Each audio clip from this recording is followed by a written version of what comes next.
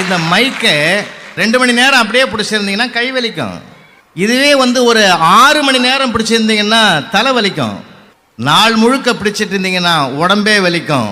கீழே வச்சிட்டா சுதந்திரமா இருக்கும். சின்ன சின்ன பிரச்சனைகளை குப்பைகளாக சேர்க்க சேர்க்கத்தான் மனித வாழ்க்கையே. அப்பப்ப க்ளோஸ் பண்ணுங்க. அதுக்கு ஒரே மருந்து நகைச்சுவை தான். வாய் விட்டு சிரித்தால் நோய் விட்டு போகும்னா. இதை ஒரு மேடையில் சொன்ன மறுநாளே ஒரு நண்பர் சொன்னார், 100க்கு 100 உண்மை புலவரன்னார். எப்படின்னு, நேற்று வீட்டுக்குள்ளே உட்காந்து வாய் விட்டு சிரித்தேன், என் ஒய்ஃப் வெளியே போயிட்டான்னார். வாழ்க்கையில் சிரிக்கணும் சார். வாழ்க்கை வாழ்வதற்கு அதை உட்காந்து இருக்கிற ஒரு 100 வருஷம் வாழணும்னு வச்சிங்களேன். 100 வருஷத்துக்கு 110 வருஷத்துக்கு கவலையை சுமந்துக்கிட்டு நீ கவலைப்பட்டு என்ன பண்ண போற? கவலையை தூக்கி எறிகின்ற மிகப்பெரிய மருந்து தாங்க சிரிப்பு. எத்தனை கோடி இன்பம் வைத்தா எங்கள் இறைவா. வாழ்நாள் முழுவதும் வறுமையில் பாடிய ஒரு மகாகவி பாரதி சொன்ன மந்திர வார்த்தை அல்லவா அந்த வார்த்தை. இதை மறந்துட்டு இங்க பாருங்க உட்காந்துங்கிறத எல்லாம் சொர்ணாக்கா மாதிரி உட்காந்துங்குது 3. ரொம்ப மகிழ்ச்சியாக இருங்கன்றோம், ஜாலியாக இருங்கன்றோம். இருக்கிறவங்க அதுக்காக தான் நம்ம உட்காந்துங்கிறாங்க. வாழ்க்கையில் எல்லாத்தையும் லேசாக எடுத்துக்கணும் சார். தமிழறிஞர் தென்கட்சி சுவாமிநாதன் அவர்களோடு நான் ஒரு 7 ஆண்டுகள் பயணம் பண்ணுவேன். ஓ, கிரேட் மேன். குற்றாலத்தில் முதல் நாள் இரவு பேசிட்டு மறுநாள் அருவியில் குளிக்கலாம் நானும் அவரும் போகிறோம். அவரோடு படித்த 2 நண்பர்கள் அருவியில் குளிக்கிறதுக்கு வந்தவங்க உரிமையோடு கேட்டார்கள், ஏ சாமிநாதா, நீ இந்த அருவி கொட்டுற உயரத்தில் போய் உட்காந்து இன்று ஒரு தகவல் சொன்னால் எப்படி இருக்கும்னார் ஒருத்தர். எனக்கே சங்கடமாக இருந்தது. ஆனால் ஐயா சொன்னார், நல்லா தான் இருக்கும், நீ ஏன் வீட்டுக்கு தகவல் சொல்ல வேண்டியிருக்கும்னு.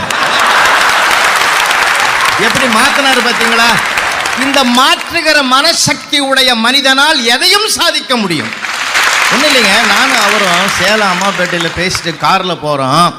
இடையில ரோடு வேலை நடக்குது. காரை விட்டு இறங்கி 2 பேரும் போகிற போது நான் கொஞ்சம் பின்னாடி வர்றேன், அவர் கொஞ்சம் வேகமாக முன்னாடி போயிட்டார். உண்மையாக நடந்ததுங்க. அந்த இடத்துல ரோட்டில் ஒரு ஓரமாக பள்ளம் தோன்றான் ஒருத்தன்.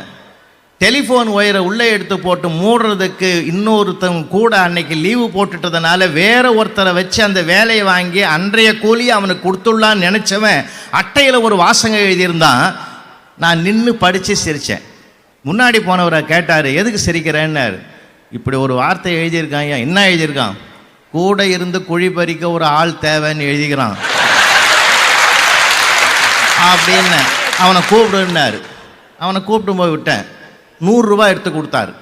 என்னங்க தப்பு தப்பாக எழுதிக்கிறான், 100 ரூபா கொடுக்குறீங்களே. சுமார் நம்ம கேட்காமலே பல பேர் நம்ம கூட வரான். அவன் ஒரு ஆளை கேட்டு வாங்குறான்னா அவன் எவ்வளோ பெரிய மனப்பக்குவம் பிரச்சனை இருக்கும். அன்னைக்கு ஒருத்தன் கேட்குறான், ஹலோ, உங்களை எங்கேயும் பார்த்த மாதிரி இருக்கு, ஃபேஸ்புக்லையா, ஐசே ட்விட்டர்லையா, வாட்ஸ்அப்லையா? உன் வீட்டுக்கு பக்கத்தில் ஏன் 10 வருஷமாக குடியிருக்கிறேன், கூட வைக்கிறேன், எவ்வளோ குமுறி போய்க்கிறான் தெரியுமா?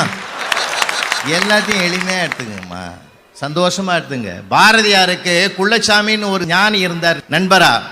பாண்டிச்சேரியில் பார்க்குறாரு. எப்பயுமே குள்ளச்சாமியா ஒரு அழுக மூட்டையை முதுகில் சுமந்துக்கிட்டு வருவார்.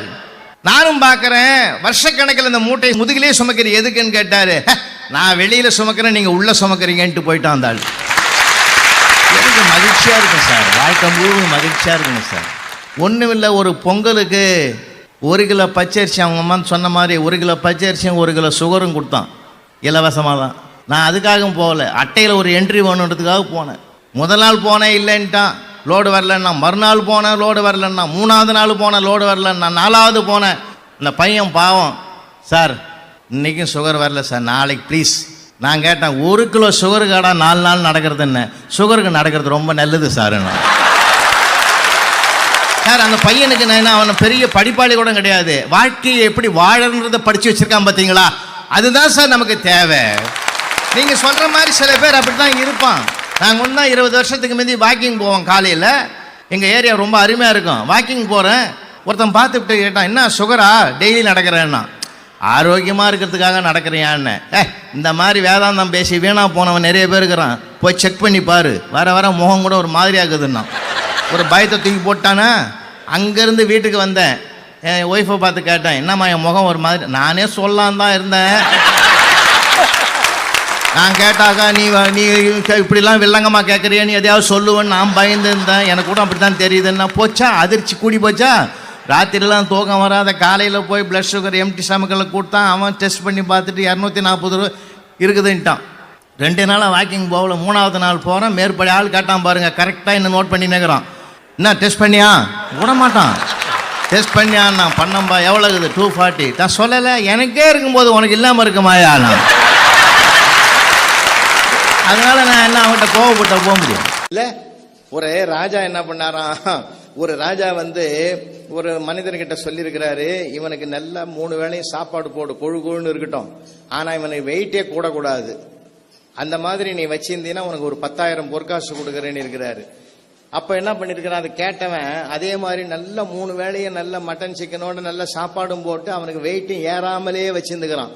31ஆவது நாள் எடை போட்டா அதை விட 1 கிலோ குறைவாதாங்கிறான். ஆனா ராஜ சாப்பாடு சாப்பிட்டு எப்படி இவன் 1 கிலோ குறைவாகிறான்னு கேட்டதுக்கு, சிங்கத்து கூண்டுக்கு பக்கத்துல தான் படுக்க வச்சேன். ராத்திரில படுக்கும்போது ஒரு வார்த்தை சொன்னேன், கூண்டு பூட்டலன்னு சொல்லியிருந்தேன். அந்த பயத்தையே இவன் இழைச்சு போட்டான். மனிதனை இழைக்க வைக்கிறது அச்சம். அதனால்தான் பாரதி சொன்னா அச்சம் தவிர் அப்படின்னா. பயம் உண்மையில சார், அச்சப்படுபவதும் ஆச்சரியப்படுவது 2 வளர்ச்சிக்கு தடை. அச்சப்படக்கூடாது, ஆச்சரியப்படக்கூடாது. நீங்க ஆச்சரியப்பட்டீங்கனாலும் போச்சு, அச்சப்பட்டாலும் போச்சு. நம்ம வெளியே வளர முடியாது. அதனால தான் சொல்றேன், அந்த மாதிரி கேரக்டர் எல்லாம் நம்ம தெரிஞ்சு வச்சுக்கிட்டு அப்படியே நம்ம கொஞ்சம் ஒதுக்கி வைக்கணுங்க. சில பேர் வார்த்தைகளாலே நம்மளை கொண்டுடுவான். கேரக்டர் நீங்க புரிஞ்சுக்க முடியாது, அப்படித்தான் இருப்பாங்க. அதை நம்ம வேறு விதமா, சரி இவனோட நம்ம பழகினா இவங்கிட்ட தோல்வியிலிருந்தும் ஒரு பாடத்தை கற்கலாம், வெற்றியிலிருந்தும் ஒரு பாடத்தை கற்கலாம் அப்படின்னு நம்ம நினைச்சிட்டு போயிட்டே இருக்க வேண்டியதுதான். ஏன்னா எங்க சப் கலெக்டர் ஒருத்தர் தாம்பரத்தில் இருந்தாருங்க, அவர் ரிட்டையர் ஆயிட்டார். ரிட்டையர் ஆன உடனே சமையல்கார்ட்ட சொன்னாரு, நேத்து வரைக்கும் நான் முழு சம்பளம் வாங்கினேன்டா, ராஜ சாப்பாடு சாப்பிட்டோம், வடை பாயசம் கூட்டு பொரியலோட சாப்பிட்டோம். இன்னையிலிருந்து நான் ரிட்டையர் ஆயிட்டேன், எனக்கு பென்ஷன் பணத்தை வச்சுதான் நம்ம சாப்பிடணும். அதனால ஒரு நாளைக்கு வத்த குழம்போட நிறுத்து, ஒரு நாளைக்கு மோர் குழம்பு, ஒரு நாளைக்கு பருப்பு துவையல், ஒரு நாளைக்கு வெறும் ரசம், இதோட வச்சு ஏறகட்டு நம்ம வாழ்க்கையை ஓட்டிக்கலான்னாரு. அதே மாதிரி செய்யறேன்னு சொல்லிட்டு போயிட்டான் இவன். ஆனா 2 மாசமா எப்பயுமே இவர் சாப்பிட்ட பிறகுதான் அவன் சாப்பிடுவான். 2 மாசமா போச்சுங்க. ஒரு நாள் இவர் போய் அவன் சாப்பிடும் போது உள்ள போயிட்டார். அவன் வடை பாயசம் கூட்டு பொரியலோட சாப்பிட்டுங்கிறான். என்னடான்னாரு, நீ தான் ரிட்டையர் ஆன, நான் இன்னும் ரிட்டையர் ஆகலையான்னா. அந்த விதி உனக்கு தான் பொருந்தோம்னா. இப்ப சட்டம் கூட ஆளாளுக்கு அவங்கவுங்களுக்கு ஒரு தர்மம் ஆகி போச்சு இல்லையா. தானம் தர்மம் நாங்க பெரியவங்க, நமக்கு தானம் வேற தர்மம் வேற. தானம் என்பது கேட்காமலே கொடுக்கறது. அதனாலதான் லயன்ஸ் கிளப்ல கண் தானம், ரத்த தானம்ன்றான். கேட்காம கொடுக்கறது தானம், கேட்டு கொடுக்கறது தர்மம் இல்லையா. கேட்டு கொடுக்கறது தர்மம். அதனாலதான் தமிழ்ல ஒரு எழுத்து, அழகான எழுத்து இருக்குது, உயிருள்ள ஒரு எழுத்து இருக்குது, ஈன்னு பேரு. உள்ளே ஒரு புள்ளி, வெளியில ஒரு புள்ளி. ஏன் அந்த எழுத்துக்கு மட்டும் 2 புள்ளி வச்சான்? உள்ளே இருப்பதை வெளியிலே கொடுன்றதை எழுத்து வடிவத்திலேயே விளக்கக்கூடிய ஒரு அழகான மொழி நம்ம மொழி. ஈனா கொடுன்னு அர்த்தம். அதனால அந்த மாதிரி ஒரு பண்பு முடிஞ்ச வரைக்கும் நம்ம உதவுவோம், நம்ம இன்னும் முடிஞ்ச வரைக்கும் செய்வோம்.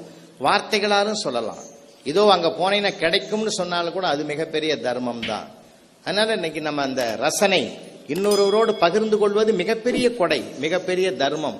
அடுத்தவர்கள் நாமும் சிரிப்போம், நாம் மற்றவங்களையும் சிரிக்க வைப்போம். மகாத்மா காந்தியடிகளுடைய ஆசிரமத்துக்கு நாம் போனவேன், போயே அங்க பிரதட்சணமே செஞ்சேன் நான். மகாத்மா காந்தி நடமாடிய இடம் இல்லையா, அவர் உட்கார்ந்த இடம் இல்லையா, உரையாடிய இடம் இல்லையா, ஒரு வைப்ரேஷன் இருக்குன்னு அங்க பிரதர்ஷனம் பண்ணவன் நானு.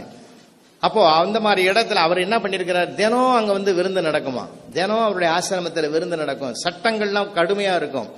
இலைய போட்டா இலைய தவிர அது வைக்கிற பொருள் ஒண்ணு கூட வைக்க கூடாது, அப்படி ஒரு சட்டம் இருக்குது. எல்லாருக்கும் தெரிஞ்சுதான் அதை சாப்பிடுவாங்க. பாபுஜி காந்தி என்ன பண்ணுவாராம், சுத்தி சுத்தி வருவாராம். அப்போ பரிமாறுற போது சமைக்கிறத விட பரிமாறுறது தான் உயர்ந்த ஒரு அம்சம். அதுதான் மிகப்பெரிய கலை. அதை விவரம் தெரிஞ்சு வைக்கணும். அப்ப விவரம் தெரிஞ்சு வைக்கிற போது சமையல்காரர் பரிமாறுறவர் வச்சுக்கிட்டு வர்றாரு இலையில.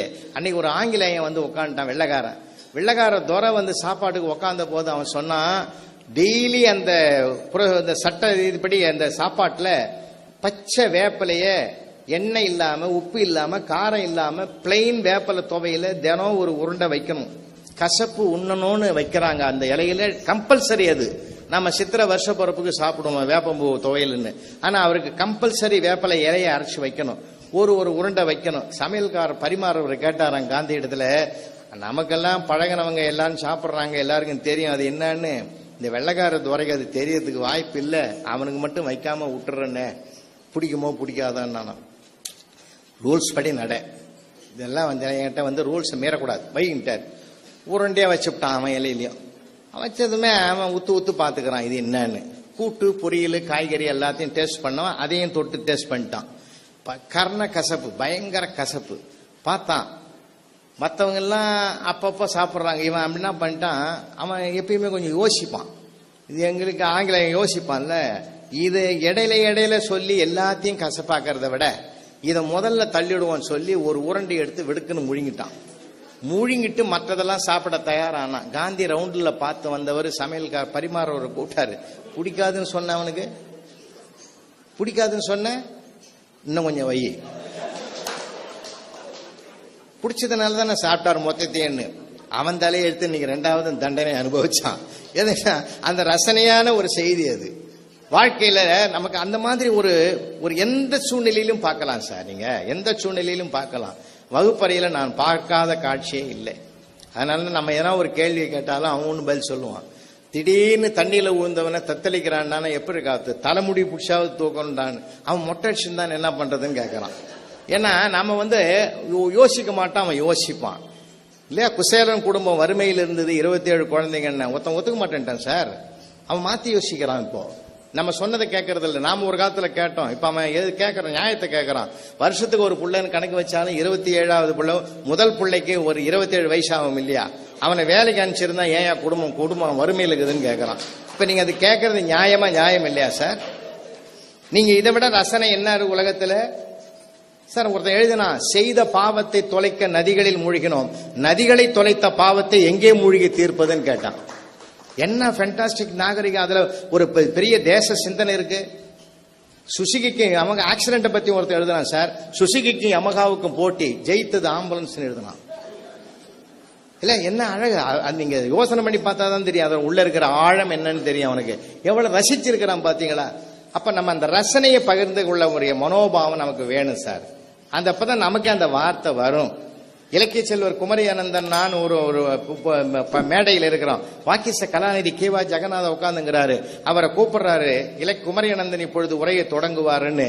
நான் அந்த அணியில உட்கார்ந்துங்கிறேன். அவர் அணித்தலைவர். எழுந்து வரும்போதே கைப்பட்டு பொத்தான் அருந்து போச்சு.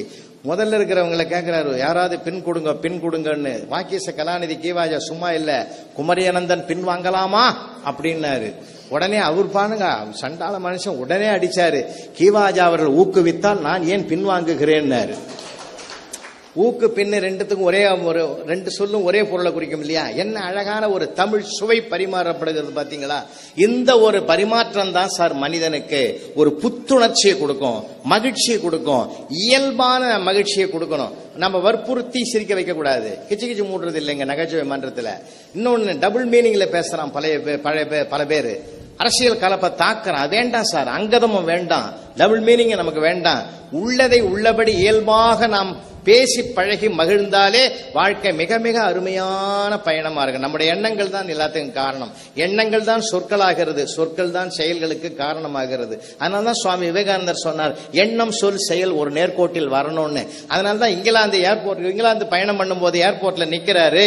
ஒருத்தன் கேட்டான், இன்னும் உங்கள் தேசத்தில், இந்திய தேசத்தில் பெண்களை பிற்போக்கு சக்தியாகவே தான் நீங்கள் பயன்படுத்துகிறீர்கள், எப்படின்னு கேட்டார். நாங்கெல்லாம் கை கொடுப்போம், எங்க நாட்டு பெண்கள் கை கொடுக்கறாங்க, உங்க நாட்டுல கை கொடுக்க வந்தா அப்படி வணங்குதுங்க, இன்னும் பிற்போக்குத்தனம் இருக்கிறதுன்னா. அப்போ இவர் கேட்டாரு, உங்க நாட்டின் தலைவி யாருன்னா, எலிசபெத் மகாராணி, கை கொடுத்திருக்கிறியான்னு கேட்டாரு. மகாராணிக்கு எப்படி கை கொடுக்க முடியும், எங்கள் இந்திய தேசத்தில் ஒவ்வொரு பெண்ணும் மகாராணிக்கு சமம், நாங்கள் கை கொடுக்க முடியாதுன்னார். எப்படி தூக்கி நிறுத்தினார் பாத்தீங்களா. நாம இருக்கிற வரையில் நம்மை நாம் காப்பாற்றிக் கொள்ள முடியும், நம் நாட்டையும் காப்பாற்ற முடியும், நம் மொழியையும் காப்பாற்ற முடியும், நம் இனத்தையும் காப்பாற்ற முடியும். அந்த ஒரு நிலை இருக்குன்னு சார். வாழ்க்கை என்பது ஒரு ஸ்பீட் பிரேக்கு.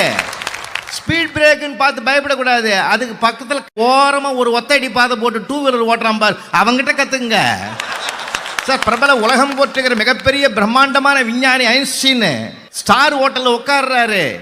கண்ணாடி கொண்டு வரல, இன்னைக்கு பேரர் கொண்டு அந்த மெனு கார்டை கொடுக்குறாரு. நீயே படிப்பா அப்படின்னாரு. கிட்ட வந்து சொன்னான், உன்ன மாதிரி எனக்கும் படிக்க தெரியாது போட்டான். எனக்கு மட்டும் சிரிக்க தெரியவில்லை என்றால் நான் எப்பொழுதோ தற்கொலை செய்து கொண்டிருப்பேன் என்று சத்திய சோதனையிலே அண்ணல் காந்தியடிகள் கருத்தை தெரிவிக்கிறார் என்றால் வாழ்க்கையில் எல்லாருக்கும் வேணுங்க. இந்த கல்யாண மாலை மூலமாக உலகத்து பெற்றோர்களுக்கு நான் ஒரு செய்தியை பணிவோடு சொல்லுகிறேன். இன்னைக்கு என்ன வாழ்க்கையில் பெரிய போராட்டம், என்ன டென்ஷன், என்ன ஒரு சிரிப்பை மறக்க வைக்கக்கூடிய பெரிய நிலை எது தெரியுமா? அந்த காலத்தெல்லாம் 10 பிள்ளைங்க 12 பிள்ளைங்க ஐயா சொன்ன மாதிரி கூட்டு குடும்பம் இருந்தது. ஆனால் இன்னைக்கு இல்லை. என் பெரியப்பாலாம் கூட 16 பசங்க, கள்ளங்கப்படம் இல்லாத மனுஷன் அவர். 16 பெற்று பெருவாழ்வு வாழ்கின்றது நிறைவேற்றின மனுஷன் அவர். குடும்ப கட்டுப்பாடு நோட்டீஸ் கொடுக்குறவன் என் வீட்டுக்கு கொடுக்காம போட்டான் சார். என் பெரியப்பா கோவம் வந்து கூப்பிட்டுனாடா அவனார். நான் ஓடி போய் கூட்டம் வந்து விட்டேன். ஏன் என் வீட்டுக்கு நோட்டீஸ் கொடுக்கலன்னாரு. வீடாது நான் ஸ்கூல் வச்சு நடத்துறேன்ட்டான். அது அந்த காலம் ஒரு மகிழ்ச்சி. ஆனால் இப்போ வச்செல்லாம் ஒரு பொண்ணு ஒரு புள்ள வச்சுக்கிட்டு என்ன பண்ணுறோம் நம்ம? ஒரே நோக்கம் என்ன தெரியுமா பெற்றோர்களுக்கு? கோடிக்கணக்கான பெற்றோர்களை இன்றைக்கு நான் சொல்வதை தயவு செஞ்சு பணியோடு கேளுங்க. மார்க்கு மார்க்கு மார்க்கு மார்க்குன்னு தானே அவனை துன்புறுத்துறீங்க. அவனுடைய மனித தன்மையை எப்பொழுது பார்க்க போகிறீர்கள்? அவனே சிரிக்க விடாம பண்ணிட்டீங்களா? அவன் கூட ஸ்கூலுக்கு போய் வரான். முதல் நாள் ஸ்கூலுக்கு போய் வந்தான். என்னடா சொல்லி கொடுத்தாங்கன்றான். சைலண்ட். நொந்து போய்கிறானே. சிரிக்க விடுங்கய்யா, பிஞ்சி சிரிக்கட்டுமே. நான் ஒன்று கேட்குறேன். ரொம்ப மார்க் எடுத்துட்டானா நிறைய பேர் துள்ளி குதிக்கிறாங்க. எதுக்கு? பின்னாடி எல்லாம் வெளிநாட்டுக்கு போடுவான். மார்க் ரொம்ப குறைவாக வாங்குறானா சந்தோஷமா இருக்கு. அவன் கூடவே இருப்பான். நாங்கள் 36 வருஷம் ஆசிரியராக இருந்தவன். என்னிடத்தில் படித்த ஒரு மாணவன் 10ஆம் வகுப்பு முடித்து 12ஆம் வகுப்பு முடித்து பட்டதாரி ஆகி பிற்பாலத்தில் IAS எழுதி பாஸ் பண்ணி மாவட்ட கலெக்டராக வந்துட்டான் சார். அதே கிளாஸில் 10th அதுக்கு மேலே போக முடியல, குடும்ப சூழ்நிலை காரணமாக படிக்க முடியாத நிலையில் இருந்தவன் டிரைவிங்கில் கற்றுக்கிட்டு டிரைவிங் லைசன்ஸ் எடுத்து அவனும் பதிவு பண்ணியிருந்தான். ஒரே நாளில் ஒரு மாவட்டத்தில் அவர் மாவட்ட கலெக்டராக வர்றான். ஒரு கிளாஸில் படித்தவன் இன்னொருத்தன் அந்த ஜீப் ஓட்டுற டிரைவராக வரான் சார். நீங்கள் வித்தியாசம் பார்ப்பீங்க. இது நியாயமானு கேட்பீங்க. ஆனால் நான் அப்படி பார்க்க மாட்டேன். மாவட்டத்தின் பாதுகாப்பு அந்த கலெக்டர்கிட்ட, கலெக்டரின் பாதுகாப்பு டிரைவர்கிட்ட. சார் எல்லாத்துலேயும் உயர்வு இருக்குதுங்கிற நான். இப்போ நான் என்ன நினைக்கிறேன் தெரியுமா? மார்க் வாங்கணும். அதே ட்ரெண்டில் என்ன பண்ணிட்டான்?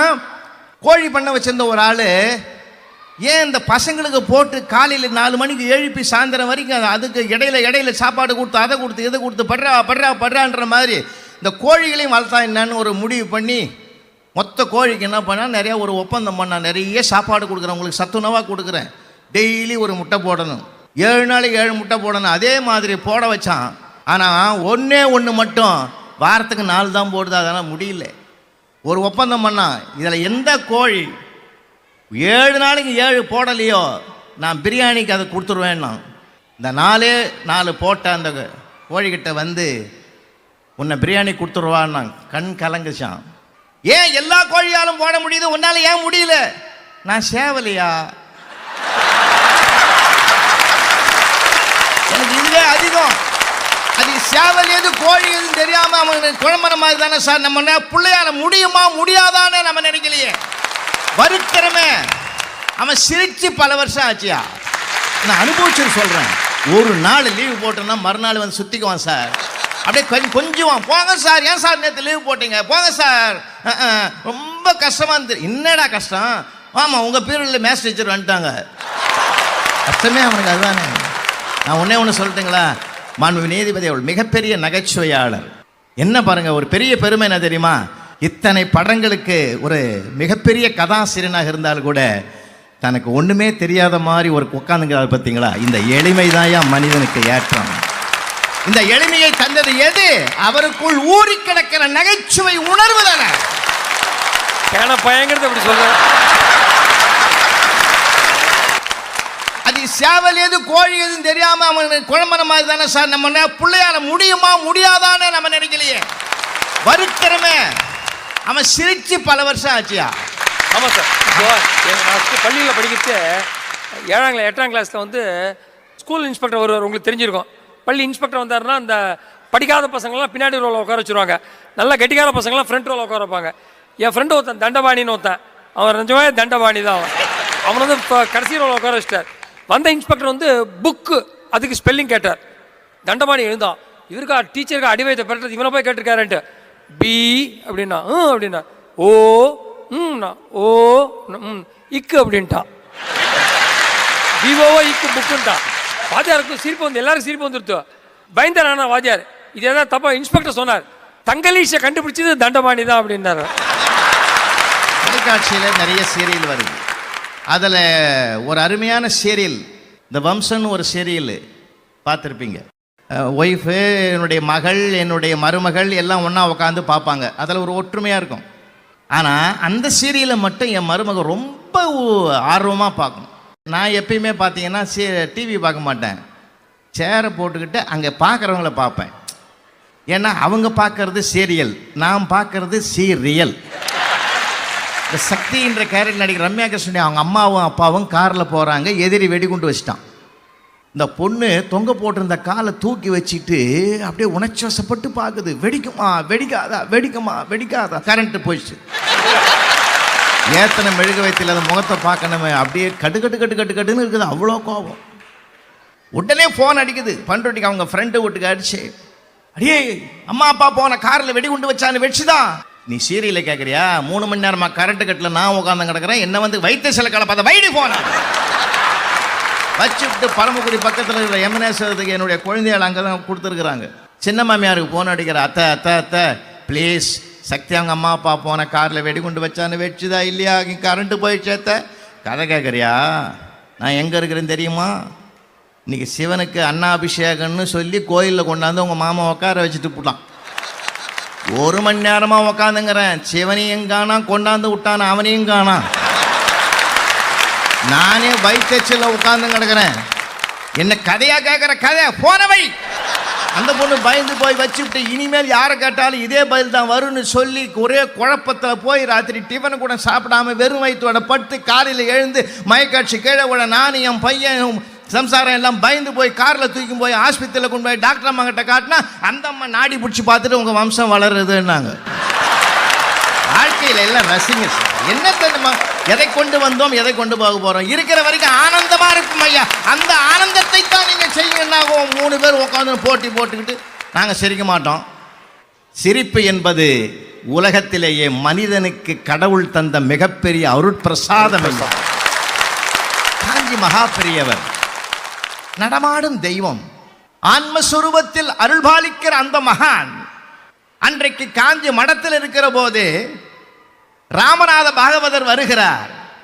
அவருக்கு 1 வாரம் மகாபாரதம் சொல்றதுக்கு ஏற்பாடு பண்றார் சுவாமிகள். 1 வாரம் பண்ணிட்டு இங்க வர்றார். என்ன ராமநாதா, 1 வாரம் எவ்வளவு பேர் கேட்டா? ஆமா, ராமநாத பாகவதர் அப்படியே அழுதுகிட்டே சொன்னார். கோவில் பட்டாச்சாரியாரும் செக்யூரிட்டி 2 பேர் தான் தினம் வந்து கேட்டார். மகா பெரியவர் பயங்கரமா சிரிக்கிறார். மனசூட்டி சிரிச்சுட்டு சொன்னார், டே ராமநாதா, நீ பாக்கியசாலி பாக்கியசாலி. அந்த பகவானுக்கே கீதையை சொல்றதுக்கு ஒருத்தன் தான் கிடைச்சான், உனக்கு 2 பேர் கிடைச்சான் பாத்தியா, நீ எவ்வளவு பெரிய ஆளு. சார், கிரைண்டர் எல்லாம் கண்டுபிடிக்க முடியாத ஒரு காலத்துல பலசாலி ஒருத்தன் ஹோட்டலுக்கு வேலைக்கு போனான். ஹோட்டல் முதலாளி கேட்டாரு, உன் உருவத்தை பார்த்தா மாவு அரைக்கிறதுக்கு உன்னால முடியும், நான் நம்புறேன், செய்யறியா? நான் செய்யறேன். மாச சம்பளம் 300, 3 வேளை சாப்பாடா? ஆஹா, இதை விட என்ன வேணும்? அப்படியே மாவு அரைச்சி, ஒன்றுமில்லை, அது மாவை எடுக்கும் போது எனக்கு காட்டு, வேற ஒன்றும் பண்ண வேணாம், அவ்வளோதானே. கொண்டு வந்து காட்டினா, தொட்டு பார்த்தாரு முதலாளி, வெண்ணெய் மாதிரி அரடான்னாரு, போயிட்டான். மறுநாளும் கொண்டாந்து காட்டினா, வெண்ணெய் மாதிரி அரடான்னாரு, போயிட்டான். 3வது நாளும் கொண்டாந்து காட்டினா, வெண்ணெய் மாதிரி. இதே தான் தினம் சொன்னார். 4வது நாள் காட்டினா இதே சொன்னார், நான் வேலையை விட்டுடலான்னுக்கிறேன். ஏன்டா 4 நாள் தான் ஆச்சு, அதுக்குள்ளே உனக்கு ஏன் அந்த சலிப்புன்னார். நீ 3 நாள் சொன்ன, அதில் நியாயம் இருக்குது. இன்னைக்கு 4வது நாள் நான் வெண்ணையே கொண்டாந்து காமிக்கிறேன். நீ இதையும் போட்டு பார்த்துட்டு வெண்ணெய் மாதிரி ஆடலான்னா உனக்கு குறையதான் பார்க்க தெரியுமே தவிர நிறைய பார்க்க தெரியாது. மாண்பு நீதிபதி அவர்களே, நான் ஒரு தடவை ஜெயிலுக்கு போனேன். தப்பாக பார்க்காதீங்கய்யா, பேசுறதுக்கு தான். ஒரு 200 ஆயுள் கைதிகளை ஒன்றா உட்கார வச்சு 1 மணி நேரம் நான் ஸ்டாப் ஹியூமரை பேசிகிட்டு இருக்கேன். அதில் ஏதோ 1ஆம் கிளாஸ் என் கூட பட்சம் உள்ளகிறான்னு எனக்கு தெரியாது. அவனை நன்றி சொல்ல கூப்பிட்டாங்க. அவன் சொன்னான் பாரு, புலவர் ராமலிங்க சிரிக்க சிரிக்க பேசினார், இவர் வாழ்நாள் பூரா எங்கள் கூட இருந்தால் நல்லா இருக்கும்னா. நான் என்ன சொல்கிறேன், இடம் பொருள் ஏவல்னு ஒன்று இருக்குது, சந்தர்ப்ப சூழ்நிலைன்னு சொல்கிறான் பார்த்தீங்களா. அதை வச்சுதான் நாம வாழ்க்கையில ஜெயிக்கிறதுக்கு உடைய வழியை பார்க்கணுமே தவிர எல்லாத்துலயும் தொட்டதுக்கெல்லாம் குறை பார்க்கலாமா?